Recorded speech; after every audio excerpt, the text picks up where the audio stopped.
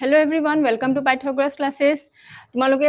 মোৰ আগৰ ভিডিঅ'ছ খিনি যদি চাইছা তেতিয়া হলে গম পাইছা মই সেকেন্ড ইয়াৰ ফিজিক্সৰ নতুন সেশন আৰম্ভ কৰিছো মই চেপ্টাৰ 1 2 অলৰেডি ষ্টাৰ্ট কৰিলো হয়নে তাৰ দুটা ক্লাছ মই অলৰেডি কৰিলো তাত মই ইলেক্ট্ৰিক চাৰ্জেছৰ প্ৰপাৰ্টিজ খিনি পঢ়াইছো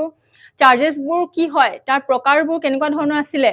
চাৰ্জেছ বোৰ কি প্ৰকাৰ কেনেকুৱা কেই প্ৰকাৰৰ হয় what are charges হয় না তাৰ পাছত তাৰ প্ৰপাৰ্টিজ খিনি কি হয় তা হে প্ৰপাৰ্টিজ খিনি ওপৰত কেটামান মই অংক কৰালো হয় না এতিয়া ইন্ডাকশন অফ চাৰ্জেছ খিনি চাও হ'ব নেক্সট টপিক আমি ইন্ডাকশন অফ চাৰ্জেছ চাম আৰু কেটামান অংক কৰাম মই কোৱান্টাইজেশ্যন অফ চাৰ্জেছৰ ওপৰত হেখিনি ইয়াৰ পাছত কৰাই দিম হ'ব এতিয়া হলে ইন্ডাকশন অফ চাৰ্জেছ ইয়াৰ অসমীয়াত হেইটো লিখিবা আবেশকৰ দ্বাৰা বৈদ্যুতিকৰণ আবেশকৰ দ্বাৰা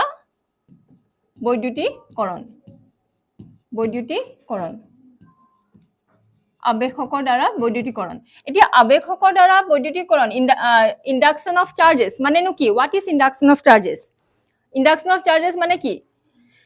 আমি আমাৰ হাতত যেনিবা নিউট্ৰেল বডি এটা আছে হ'ব এতিয়া সেই নিউট্ৰেল বডিটো by the process of induction আমাক পজিটিভলি চাৰ্জ কৰিব লাগে বা নেগেটিভলি চাৰ্জ কৰিব লাগে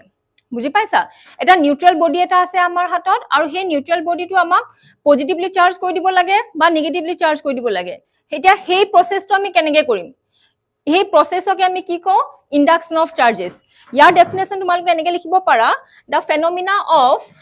লিখি দিছো দা phenomena of inducing an opposite charge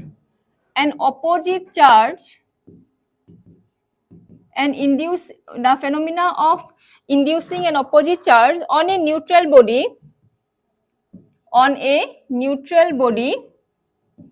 the phenomena of inducing an opposite charge on a neutral body when a charged body is brought near it when a charged body is brought near it বুজি পাইছা the phenomena of inducing an opposite charge when on a neutral body when a charged body is brought near it মানে আমি আবেশকৰ দ্বাৰা বৈদ্যুতিকৰণ কাক কও এটা neutral বডিৰ ওচৰত আমি কি কৰো opposite inducing N opposite charge বুজি পাইছা যেনবা ধৰিলোৱা নিউট্ৰেল বডি এটা লৈছো তাত আমি বডিটোক আমি পজিটিভ চাৰ্জ কৰিব পাৰো বা নেগেটিভ চাৰ্জ কৰিব পাৰো ঠিক আছে তেতিয়া কেনেকৈ কৰিব পাৰো by bringing an opposite when a charged body is brought near it যেতিয়া এই নিউট্ৰেল বডিটোৰ ওচৰত এটা চাৰ্জ বডি লৈ অনা হয় আৰু সেই চাৰ্জ বডিটো যদি আমি পজিটিভ চাৰ্জ বডি লৈ আনো তেতিয়া হলে কি হ'ব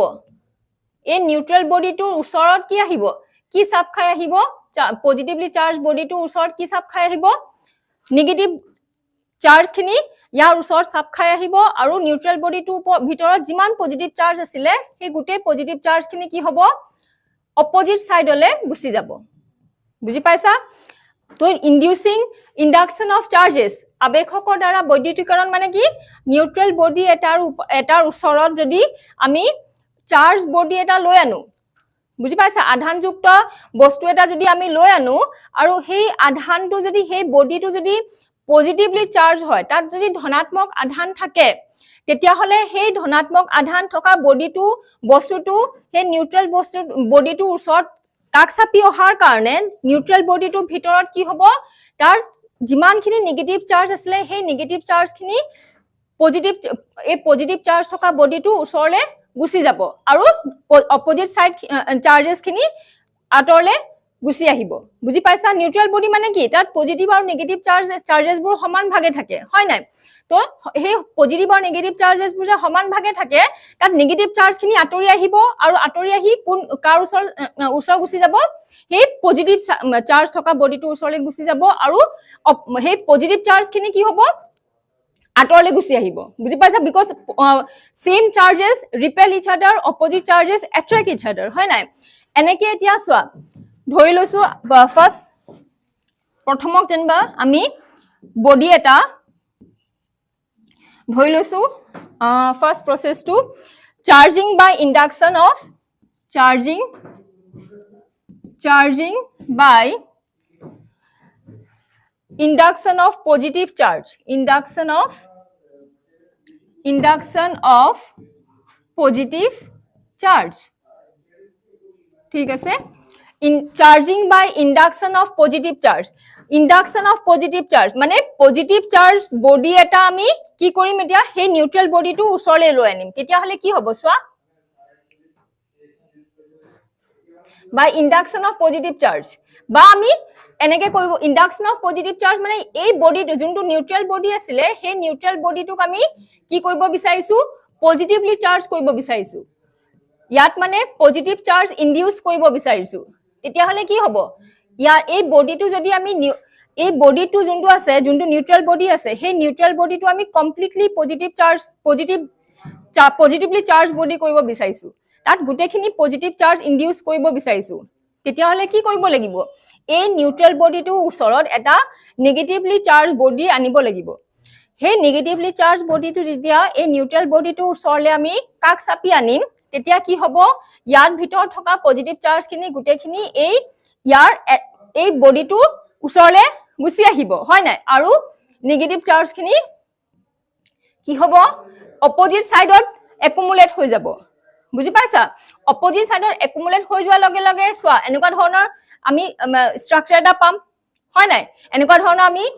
সিনাৰিও এটা পাম বুজি পাইছা এতিয়া আমাকটো কি কৰিব লাগিছিল এই বডিটো গুটেটো আমি পজিটিভ চাৰ্জ কৰিব লাগিছিল এনেকুৱা নহয় যে এফালে পজিটিভ এফালে নেগেটিভ আমাক গুটে বডিটো পজিটিভ চাৰ্জ কৰিব লাগে হয় নাই গুটে নিউট্ৰেল বডি যোনটো আছিল সেই গুটে the complete body we have to induce it as a positive charge বুজি পাইছে গুটে বডিটো আমি পজিটিভ চাৰ্জ কৰিব লাগে তো কি কৰিম এতিয়া নেক্সট স্টেপটো কি কৰিম আমি এই নেগেটিভলি চাৰ্জ বডিটো আছে হ'ব কি কৰিম এতিয়া এফালে আমি আৰ্থিং কৰি দম এফালে আমি কি কৰিম আৰ্থিং কৰি দিম ঠিক আছে নে এফালে আমি আৰ্থিং যোনফালে নেগেটিভ চাৰ্জ আছে এফালে সেইফালে আমি আৰ্থিং কৰি দিম হ'ব তেতিয়া হলে কি হ'ব ইয়াত থকা ইলেক্ট্ৰনছ বোৰ নেগেটিভ চাৰ্জ বোৰ মানে কি হয় নেগেটিভ চাৰ্জ মানে হৈছে ইলেক্ট্ৰনছ ইয়াত থকা ইলেক্ট্ৰনছ বোৰ গুটেখিনি তললে আৰ্থলে গুছি যাব বুজি পাইছানে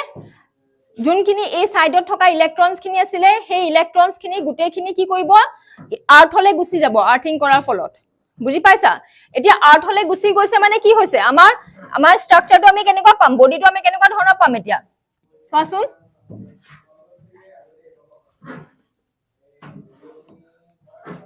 সবাদে বডিটো আমি কেনেকুৱা ধৰণৰ পাম এতিয়া এটো নেগেটিভ চাৰ্জ বডিটো আছে হয় এতিয়া এফালে অকল পজিটিভ চাৰ্জ আছে ইফালৰ ইলেক্ট্ৰনছ খিনি গুটেখিনি আৰ্থলে গুছি গল বুজি পাইছা তো লাহে কি হ'ব এই বডিটো ইয়াত থকা পজিটিভ ইলেক্ট্ৰন ইফালে নেগেটিভ চাৰ্জটো আছেই নহয় নেগেটিভ চাৰ্জ থকা বডিটো আছেই নহয় লাহে এই পজিটিভ চাৰ্জ খিনি গুটে বডিটোত বিয়পি যাব আৰু এনেকে কি আমি কেনেকে পাম কি পাম by the process of induction আমি এই গুটে বডিটো আমি কি কৰিলো পজিটিভলি চাৰ্জ কৰি দিলো বুজি পাইছা বা এনেকে আমি by the process of induction আবেশকৰ দ্বাৰা আমি নিউট্ৰেল বডি এটা পজিটিভলি চাৰ্জ বা নেগেটিভলি চাৰ্জ কৰিব পাৰো হ'ব এতিয়া ইয়াত আমি কি কৰিলো বডিটো পজিটিভলি চাৰ্জ কৰি দিলো কেনেকে কৰিলো বাই ব্ৰিংগিং এ oppositely charged body বা negatively charged body near the neutral body হয় নাই negatively charged ঋণাত্মক বস্তু এটা নিউট্ৰেল বডিটো ওচৰলৈ লৈ আনিলো আৰু ঋণাত্মক বস্তু ইয়াত নেগেটিভলি চাৰ্জ থকা কাৰণে বস্তুটো নিউট্ৰেল বডিটো ভিতৰত থকা পজিটিভ চাৰ্জ খিনি গুটেখিনি নেগেটিভ এই বডিটো ওচৰলৈ গুছি আহিলে হয় নাই এনেকে আমি গুটে নিউট্ৰেল বডিটো আমি পজিটিভলি চাৰ্জ কৰি দিলো হয় ইয়াৰ পাছত যদি আমাক দিয়া হয় charging by induction of negative charge positive charge নহয় negative charge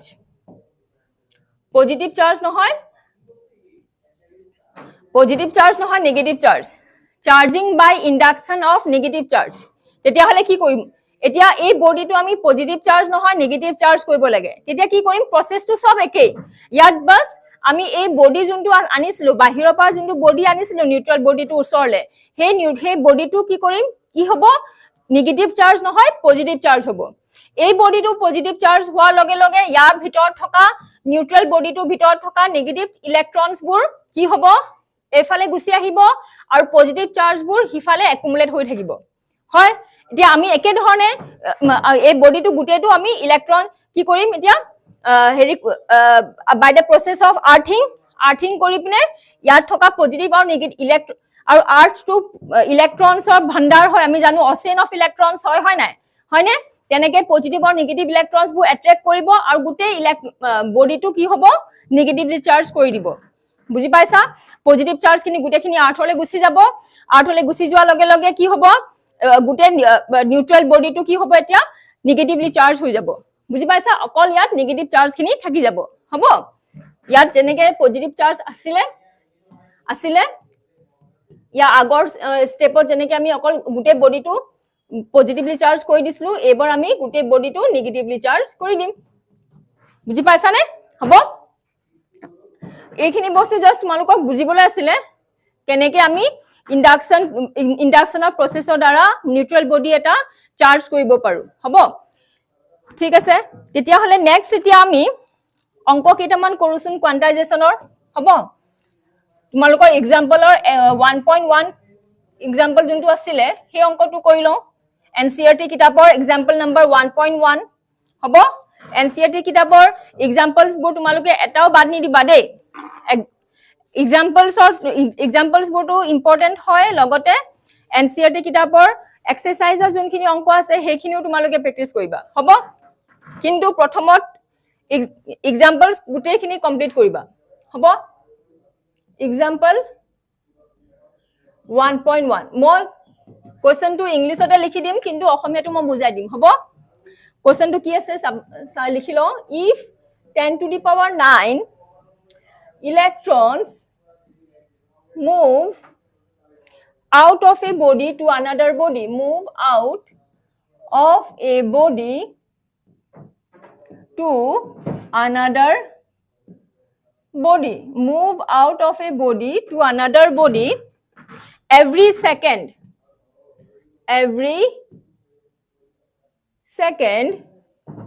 how much time is required to get how much time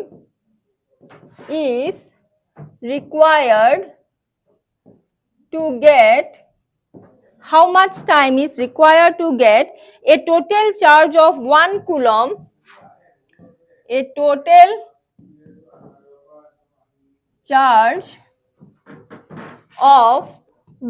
coulomb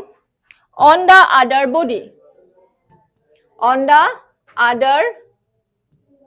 body বুজি পাইছা কোৱেশ্চনটো কি দিছে চাই লোৱা if 10 to the power 9 electrons move out of a body to another body প্ৰথমতে আমি দুটা বডি কনসিডাৰ কৰি লম হ'ব প্ৰথমতে আমি দুটা বডি কনসিডাৰ কৰি লম A আৰু B হ'ব এতিয়া কি কৈছে এটা বডিৰ পৰা আন এটা বডিলৈ কিমান নম্বৰ অফ ইলেক্ট্ৰনছ ট্ৰান্সফাৰ হৈছে 10 to the power 9 electrons মানে আমাক কোৱেশ্চনত কি দিছে সলিউশনটো লিখি লওঁ given কি দিছে আমাক given n equal to 10 to the power 9 electrons ঠিক আছে কি কৈছে if 10 to the power 9 electrons move out of a body to another body মানে a পৰা b লৈ 10 to the power 9 electrons transfer হৈছে তেতিয়া হলে a বডিটো কি হ'ব পজিটিভ আৰু b বডিটো কি হৈছে নেগেটিভ মই আগতো বুজাইছো লাস্ট ক্লাছতো বুজাইছো যোনটো বডিয়ে ইলেক্ট্ৰন পঠিয়ায় ডোনেট কৰে হেতু পজিটিভ হৈ থাকে আৰু যোনটো বডিয়ে ইলেক্ট্ৰনছ একসেপ্ট কৰে হেতু নেগেটিভ হৈ থাকে হয়নে এতিয়া সোৱা every second to another body every second প্ৰতিটো সেকেন্ডতে এটা বডিৰ পৰা আন এটা বডিলৈ 10 to the power 9 electrons transfer হৈছে how much time is required to get a total charge of 1 coulomb on the other body মানে a b body to total charge 1 coulomb হবলৈ কিমান সময় লাগিব বুলি কৈছে how much time is required to get a total charge of 10 of 1 coulomb বুজি পাইছা 10 to the power 9 electrons 10 to the power 9 electrons লগ খাই 1 কুলম আধান হবলৈ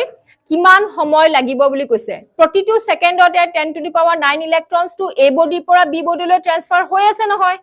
বুজি পাইছা প্ৰতিটো সেকেন্ডতে a body পৰা b body লৈ 10 to the power 9 electrons transfer হৈ আছে তো এনেকে ট্ৰান্সফাৰ হৈ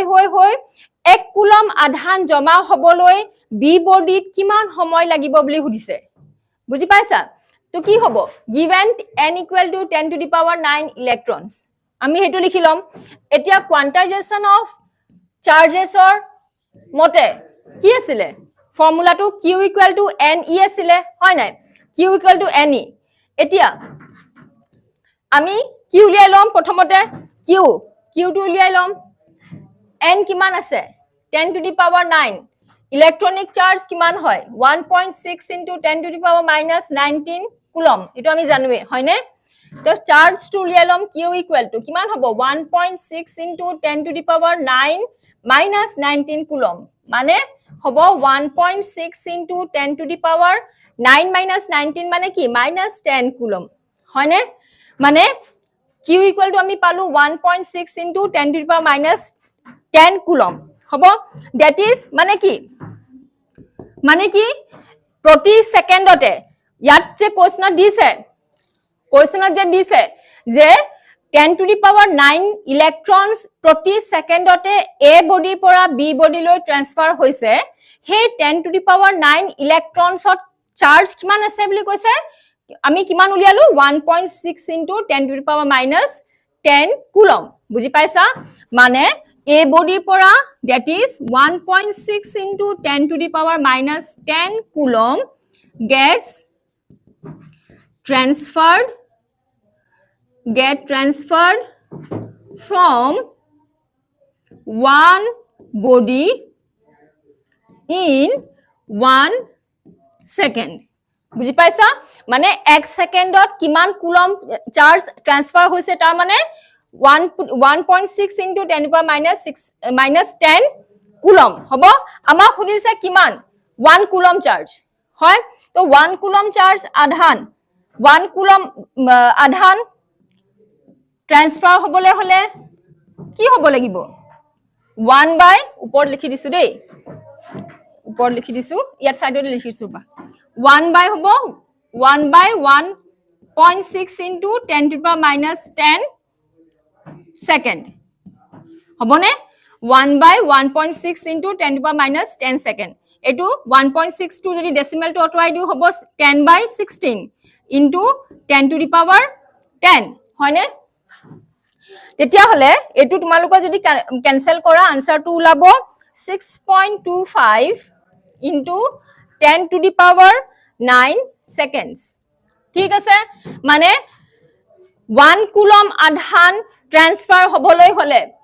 a বডিৰ পৰা b বডি লৈ টোটাল 1 কুলম আধান ট্রান্সফার হবলৈ কিমান সময় লাগিব 6.25 into 10 to the power 9 second বুজি পাইছানে 6.25 into 10 to the power 9 second সময়ত কিমান আধান ট্রান্সফার হ'ব a পৰা b লৈ 1 কুলম আধান ঠিক আছে এতিয়া মই তোমালোকক সেকেন্ডত উলিয়াই দেখাই দিলো 6.25 into 10 to the power 9 second এই সেম আনসারটো তোমালোকক যদি ইয়াৰত সুধি দিয়ে বা আৱাৰত সুধি দিয়ে তুমি তোমালোকে ইয়াৰ পৰা কন্টিনিউ কৰিব পাৰা বুজি পাইছা যদি ইয়াৰত সুধি দিয়ে ডিভাইডেড বাই কি কৰিবা 365 into 60 into 24 into 60 into 60 হয় নাই 360 ডিভাইড কৰিবা 620 এইটো ডেসিমেল পইণ্টটো অতৰাই দিবা তোমালোকক সুবিধা হ'ব তেতিয়া হলে কি হ'ব 625 into 10 to the power 7 উপৰত কৰি দেখাই দিছো ৰবা উপৰত কৰি দেখাই দিছো 625 into 10 to the power 7 by কি কৰিবা 365 into 24 into 60 into 60 হল এটো ইয়াৰ হৈ যাব ইমান ইয়াৰ্স লাগিব হ'ব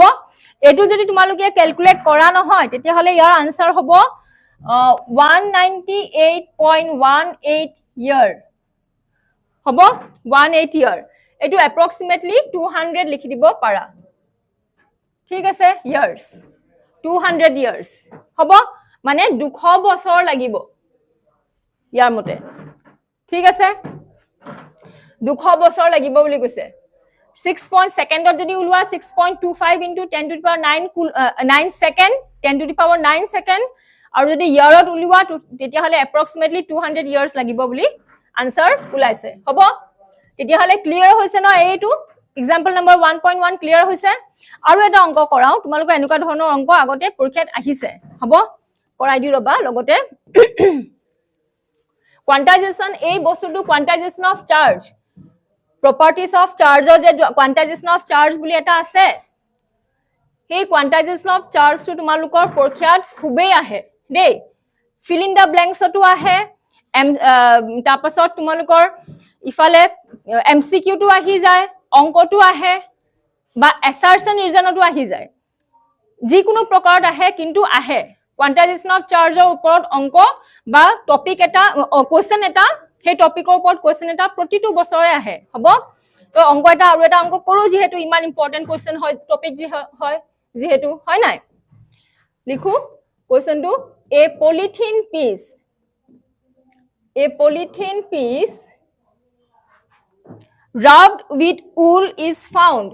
piece rubbed with wool is found to have a negative charge of 3 into found to have a negative charge to have a negative charge of 3 into 10 to the power minus 7 coulomb. Estimate the number of electrons transferred. Estimate the number of electrons transferred. Estimate the number of electrons transferred. এতিয়া কোৱেশ্চনটো তোমালোকক কি কৈছে polythene piece এটা কথাও কৈছে আৰু উল আমাক দুটা মেটেৰিয়েল দিয়া হৈছে এটা মেটেৰিয়েল হল পলিথিন পিস আৰু ইটো মেটেৰিয়েল হল উল ঠিক আছে আৰু সেই মেটেৰিয়েল দুটা কি কৰা হৈছে বুলি কৈছে ৰাপ কৰি দিয়া হৈছে বুলি কৈছে উল আৰু পলিথিন পিস দুটা মেটেৰিয়েল ইটো হিটোৰ লগত এনেকে ৰাপ কৰি দিয়া হৈছে বুলি কৈছে এতিয়া ৰাপ কৰাৰ ফলত কি হৈছে ৰাপ কৰাৰ ফলত is found to have a negative charge of ইমান 3 into 10 to the power minus 7 coulomb ঠিক আছে এতিয়া আমাক যেতিয়া পলিথিন পিসটো আৰু উলটো এই দুইটা মেটেৰিয়েল যেতিয়া ৰাপ কৰি দিয়া হয় তেতিয়া কি হ'ব obviously electrons transfer হ'ব এটা বডিৰ পৰা আন এটা বডিলৈ হয় নাই যোনটো বডিৰ পৰা ইলেক্ট্ৰন ট্ৰান্সফাৰ হৈছে সেই বডিটো পজিটিভলি চাৰ্জ হৈ থাকিব আৰু যোনটো বডিয়ে ইলেক্ট্ৰন একসেপ্ট কৰিছে সেই বডিটো নেগেটিভলি চাৰ্জ হৈ থাকিব হয় নাই এতিয়া কোনটো বডিয়ে ইলেক্ট্ৰন পঠিয়াইছে আৰু কোনটো বডিয়ে ইলেক্ট্ৰন একসেপ্ট কৰিছে কোনটো বডিয়ে ইলেক্ট্ৰন পঠিয়াব উলে ইলেক্ট্ৰন ট্ৰান্সফাৰ কৰিব হয় নাই তো উলটো কি হ'ব এতিয়া পজিটিভ হয় নাই আৰু পলিথিন পিস যোনটো আছে হেটো কি হৈ থাকিব নেগেটিভ হয় নে নেগেটিভ চাৰ্জ হৈ থাকিব এতিয়া আমি আকৌ কোয়ান্টাইজেশন অফ চাৰ্জৰ ফৰ্মুলাটো লগাম ইয়াত আমাক খুদিছে কি নাম্বাৰ অফ ইলেক্ট্ৰনছ ট্ৰান্সফাৰ্ড মানে n উলিয়াবলৈ কৈছে n নাম্বাৰ অফ ইলেক্ট্ৰনছ উলিয়াবলৈ কৈছে চাৰ্জটো দি দিছে 3 into 10 to the power minus 7 coulomb electronic চাৰ্জটো আমি জানো 1.6 into 10 to the power minus 19 coulomb হয়নে এতিয়া এটো কিমান হ'ব 30/16 into 10 to the power minus 7 plus 19 হয়নে ক্যান্সেল কৰা 215 jar 28 jar মানে এটো হ'ব কিমান 81 jar 8 হয়নে নহয় এটো 7 হ'ব yes হবা 7 8 8 jar 64 হয় 6087 jar 56 মানে এটো হ'ব 1 তেতিয়া হলে এটো কিমান হ'ব সোৱা 1.887 into 10 power 12 আনসাৰটো উলালে নহয় n এতিয়া আমি অলৰেডি পঢ়িছো নহয় কোয়ান্টাইজেশন অফ চাৰ্জত হয় না কন্ডিশনটো কি আছিল n যোনটো আছিল q = n e আছিল যে ফৰ্মুলা ইয়াত n টো কি হ'ব লাগিব ইন্টিজাৰ হ'ব লাগিব হয় না it should be an integral multiple of the electronic charge মানে ইন্টিজাৰ লগত ইলেক্ট্ৰনিক চাৰ্জটো মাল্টিপ্লাই হ'ব লাগিব আৰু ইন্টিজাৰ্স বোৰ কি আছিল 0 1 2 3 4 হয় নাই হোল নাম্বাৰ হ'ব লাগিব মুঠতে যে ডেসিমেলত থাকিব নোৱাৰে বা ফ্ৰেকশনত থাকিব নোৱাৰে হয় তেতিয়া হলে ইয়াক আমি কি কৰিব লাগিব এনেকে লিখিব পাৰিম নহয় 19 into 10 to the power 11 লিখিব পাৰিম নাই বাৰু হয় তেতিয়া হলে এই আনসাৰ ইয়াৰ আনসাৰটো হ'ব 19 into 10 to the power 11 ঠিক আছে n আমি পালো 19 into 10 to the power 11 ঠিক আছে আনসাৰটো হল 19 into n = 19 into 10 to the power 11 ঠিক আছে এতিয়া এইটো দুটা অংক অলৰেডি আমি কইলো ঠিক আছে কোয়ান্টাইজেশন অফ চাৰ্জত আৰু আমি অংক কেটামান আনি থাকিম এতিয়া মুঠতে আমি অলপ আগবাহু কুলম্বস চাৰ্জলে কুলম্বস ললে যাও হ'ব একেটা টপিকৰ লগত লাগি থাকিলেও নহব হয় নাই আৰু অংক আমি লাহে লাহে আনি থাকিম মই লাহে লাহে আনি থাকিম তোমালোকৰ ওচৰত ঠিক আছে এতিয়া আমি কুলম্বস ল পঢ়ো কুলম্বস ল কুলমৰ সূত্ৰ কুলম্বস ল কুলমৰ সূত্ৰ ঠিক আছে কুলম্বস ল কুলমৰ সূত্ৰ এটা কুলম্বস ল মানে নো কি what is Coulomb's law Coulomb's law কি হয় তোমালোকে মই ডাইৰেক্ট ফৰ্মুলাটো লিখিছো F proportional to Q1 Q2 by R square হয় তোমালোকে ফার্স্ট ইয়ার যোনটো নিউটনস ল অফ গ্ৰেভিটেশন পঢ়িছিলা নিউটনস ল অফ গ্ৰেভিটেশন তাত কি আছিল হেতু গ্ৰেভিটেশনত আমি পঢ়িছিলো গ্ৰেভিটেশনাল ফোৰ্সৰ কাৰণে পঢ়িছিলো হয় না ইয়াত কুলম্বস লত আমি যোনটো F পঢ়ি আছো that is also force but here the force is electrostatic force বুজি পাইছা স্থিতি বিদ্যুৎ বল ঠিক আছে F is electrostatic force acting between the two charges placed at a certain distance apart and the distance is assumed to be r বুজি পাইছা r দূৰত্বত ৰখা দুটা আধানৰ মাজত যোনটো ইলেক্ট্ৰোস্ট্যাটিক ফোর্স লাগি থাকে বুজি পাইছা that electrostatic force is directly proportional to the product of the two charges দুটা আধান যোনটো আছে ইয়াত মই মডুলাস লিখিছো দেখিছানে মডুলাস মই কিয় লিখিছো কাৰণ আধান দুটা একে আধানু হ'ব পাৰে বা বিপৰীত আধানু হ'ব পাৰে বুজি পাইছা যোন দুটা আধান লম সেই আধান দুটা একে আধানু হ'ব পাৰে বা বিপৰীত আধানু হ'ব পাৰে ঠিক আছে যদি একে আধান দুটা লৈছো আৰু সেই একে আধান দুটা যদি r দূৰত্বত ৰখা হৈছে তেতিয়া হলে সেই আধান দুটাৰ মাজত কি হ'ব ৰিপালশন হ'ব হয় নাই বিকৰ্ষণ ঘটিব হয় নাই এটো হ'ব এটো F হয় নাই বিকৰ্ষণ ঘটিব ৰিপালসিভ ফোৰ্স লাগিব ৰিপালসিভ force and that force is what electrostatic force হয় দুটা আধানৰ মাজত লাগি থকা either attraction হক বা ৰিপালশন হক দুইটা আধানৰ মাজত either attraction হক বা ৰিপালশন হক কিন্তু সেই attraction আৰু ৰিপালশনৰ যোনটো ফোৰ্স লাগি থাকে that force is electrostatic force আধানৰ মাজত লাগি থকা ফোৰ্সটো ইলেক্ট্ৰোস্ট্যাটিক ফোৰ্সে হয় তো সেই কাৰণে এই ফোৰ্সটো কি হ'ব এটা ইলেক্ট্ৰোস্ট্যাটিক ফোৰ্স হ'ব বুজি পাইছা নেক্সট কি হ'ব সোৱা এই আধান দুটা একে আধান নহয় যদি বিপৰীত আধান হয়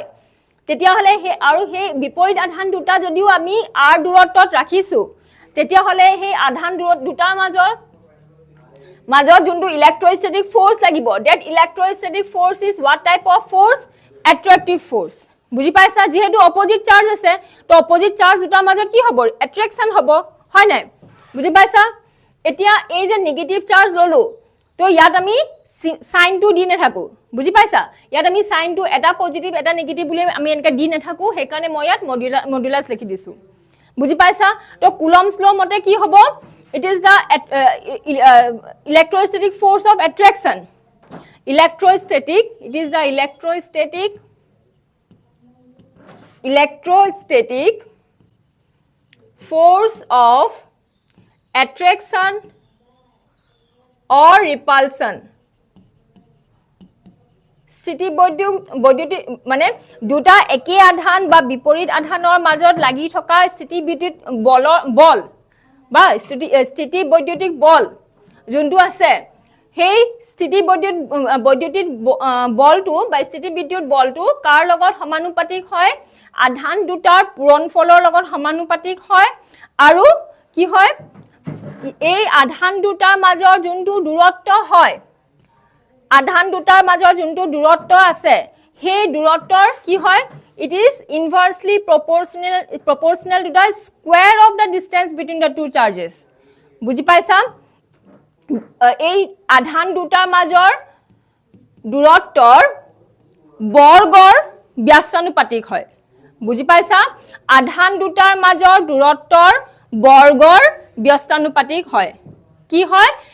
স্থিতি বৈদ্যুতিক বলটো এই দুটা আধান যোনটো আমি লৈছো সেই দুটা আধানৰ পূৰণফলৰ লগত সমানুপাতিক হয় আৰু আধান দুটাৰ মাজৰ দূৰত্বৰ বৰ্গৰ ব্যস্তানুপাতিক হয় ঠিক আছে it is inversely proportional to the product of the two charges and directly proportional to the square of the distance between the two charges ঠিক আছে এতিয়া চাবা দুটা চাৰ্জৰ প্ৰডাক্টৰ লগত সমানুপাতিক হয় ঠিক আছে হেতু ঠিক আছে যে দুটা চাৰ্জ আছে যিমান চাৰ্জ আমি লৈছো যিমান আমি এই চাৰ্জৰ এমাউন্টটো আমি যিমান লম সেই এমাউন্টৰ আইদাৰ পজিটিভ হক নেগেটিভ হক একো কথা নাই সেই এমাউন্টৰ পূৰণফলৰ প্ৰডাক্টৰ ডাইৰেক্টলি প্ৰপৰ্শনাল হ'ব ইলেক্ট্ৰোষ্টেটিক ফোৰ্সটো হয় না আমি আধান যিমান লম চাৰ্জ যিমান লম তো ইলেক্ট্ৰিক ফোৰ্সটো হিমানে বেছি হ'ব বুজি পাইছা যিমান বেছি আধান লম ইলেক্ট্ৰোষ্টেটিক ফোৰ্সটো হিমান বেছি লাগিব হয় না কিন্তু এই যে আমি square direct inversely proportional to the square of the distance বুলি যে কলো এই স্কয়াৰ অফ দা ডিসটেন্সৰ পৰানো আমি কি বুজি পাইছো সোৱাচোন স্কয়াৰ অফ দা ডিসটেন্স যে কলো সেই স্কয়াৰ অফ দা ডিসটেন্সৰ পৰা আমি কি বুজি পাইছো স্কয়াৰ অফ দা ডিসটেন্স মানে সোৱা এই যে ডিসটেন্সটো আছে স্কয়াৰ কিয় হল কাৰণ ইয়াৰ এই আধানটোৱে ইয়াৰ ওপৰত যোনটো ৰিপালসিভ ফোৰ্স দিছে এই আধানটোৱে ইয়াৰ ওপৰত যোনটো ৰিপালসিভ ফোৰ্স দিছে যোনটো বিকৰ্ষণ বল দেখুৱাইছে এই আধানটোৱেও ইয়াৰ বিপৰীতে একে পৰিমাণৰে ইলেক্ট্ৰোষ্টেটিক ফোৰ্স দিব নহয় ৰিপালসিভ ফোৰ্স দিব নহয় বুজি পাইছা দুই ফালৰ পৰা সমানে লাগি আছে বুজি পাইছা নে কি কৈছো ইফালৰ পৰা ইয়াক লাগিছে আৰু এই ফালৰ পৰা ইয়াক লাগিছে তো হেকানে ইয়াৰ পৰা ইয়ালে হলে কি হ'ব r আকৌ ইয়াৰ পৰা ইয়ালে হলে কি হ'ব আকৌ r তো r স্কয়াৰ হল নাই বাৰু বুজি পাইছা আৰু ডিসটেন্সটো যিমান বাঢ়ি গৈ থাকিব ইলেক্ট্ৰোষ্টেটিক ফোৰ্সটো হিমান কমি গৈ থাকিব ডিসটেন্সটো যিমান কম হ'ব ইলেক্ট্ৰোষ্টেটিক ফোৰ্সটো হিমান বেছি হ'ব ডিসটেন্সটো কমিছে ইলেক্ট্ৰোষ্টেটিক ফোৰ্সটো বেছি হৈছে যদি পজিটিভ আৰু নেগেটিভ চাৰ্জ হয় যদি ডিসটেন্সটো কম হয় হিয়তৰ মাজৰ আকৰ্ষণটো বেছি হ'ব নাই যদি দূৰত্বটো কম হয় হিয়তৰ মাজৰ আকৰ্ষণটো বেছি হ'ব যদি দূৰত্বটো বেছি হয় হিয়তৰ মাজৰ আকৰ্ষণ কৰিবলৈ ইলেক্ট্ৰোষ্টেটিক ফোৰ্সটো বেছি পৰিমাণে দিব লাগিব বুজি পাইছা তো হিয়তৰ মাজৰ আকৰ্ষণটো যিমান ডিসটেন্সটো বাঢ়ি যাব যিমান দূৰত্ব বাঢ়ি যাব হিয়তৰ মাজৰ আকৰ্ষণৰ পৰিমাণটো কমি যাব যিমান দূৰত্ব কম থাকিব আকৰ্ষণৰ পৰিমাণটো বাঢ়ি থাকিব হেকাৰণে electrostatic force is inversely proportional to the square of the distance between the two charges হবনে তো তেতিয়ালে ফৰ্মুলাটো ধুনিয়াকে বুজি পাইছা হব এতিয়া চাবা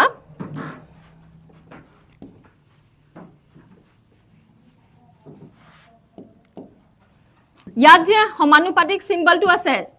proportionality সিম্বলটো আছে সেই proportionality সিম্বলটো অতৰুৱা লগে লগে আমি এটা কনস্ট্যান্ট বহাম k ঠিক আছে k এতিয়া হে এই ময়াত মডুলাসটো বাৰে লিখি থকা নাই হ'ব এতিয়া এই k টো কি হয় হিয়াৰ k ইকুৱেল ইলেক্ট্ৰোষ্টেটিক ফোৰ্স কনস্ট্যান্ট মানে স্থিতি বৈদ্যুতিক বলৰ ধ্ৰুৱক ইলেক্ট্ৰোষ্টেটিক ফোৰ্স কনস্ট্যান্ট ঠিক আছে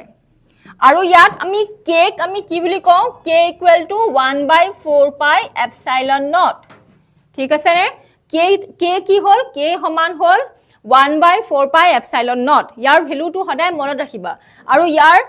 ইয়াক যদি আমি সলভ কৰো ইয়াৰ মানটো আমি পাম k সমান 9 into 10 to the power 9 ঠিক আছে তেতিয়া হলে k সমান 9 into 10 to the power 9 পোৱা লগে লগে ইয়াত যদি বহাই দিও আমি এনেকুৱা পাম নাই বাৰু হয় নাইবা আমি ইয়াক এনেকে লিখিব পাৰো 1/4 pi epsilon naught q1 q2 by r square ঠিক আছে ইয়াত চাবা k এর এটা একক আছে ইউনিট এটা আছে সেই ইউনিটটো নিলিখা মোৰ কাৰণ আছে ইউনিটটো মই উলিয়াই দেখাই দিম কেনেকে উলোৱা হয় হেতু তোমালোকক পৰীক্ষাটো হুধে দে ইয়াত যোনটো k আছে ইলেক্ট্ৰোস্ট্যাটিক ফোৰ্স কনস্ট্যান্ট ইয়াৰ ইউনিট আৰু ডাইমেনশন লগতে ইয়াত এপসাইলন নট যোনটো আমি লিখিছো শূন্যতাত বা শূন্য স্থানত প্ৰৱেশ্যতা বুজি পাইছা এপসাইলন নট মানে হল permittivity of free space epsilon naught হল তোমালোকৰ পাৰমিটিভিটি অফ ফ্ৰি স্পেস শূন্য স্থানত প্ৰৱেশ্যতা ঠিক আছে শূন্য স্থানত প্ৰৱেশ্যতা এই এপসাইলন নট আৰু k এই দুইটাৰে তোমালোকৰ SI ইউনিট CGS ইউনিট লগতে ইয়াৰ মাত্ৰা ঠিক আছে SI একক CGS একক লগতে ইয়াৰ মাত্ৰা ডাইমেনশন উলিয়াবলে তোমালোকে জানিব লাগিব কেনেকে উলিওৱা হয় হেকাৰণে মই ইয়াত এককটো লিখি দিয়া নাই যেতিয়া উলিয়াম তেতিয়া লগতে মই লিখি দিম হ'ব ঠিক আছে আজিলে বাৰু ইমানে আকৌ তোমালোকক নেক্সট ক্লাছত লগ পাম এই